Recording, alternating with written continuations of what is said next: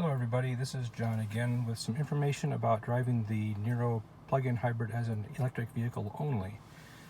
The first week I got it, we did about 34.5 miles before it decided it couldn't run EV only mode anymore.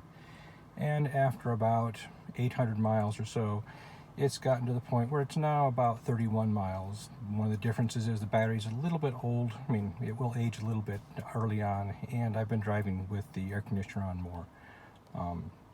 The first round of testing, the battery level went to 0 miles at about 20% on the battery indicator, and right now it's does that when it's about 17%, so that's not too bad.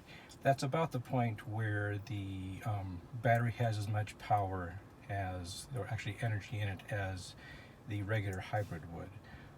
Right now with 16% on the battery level is 337.77 volts.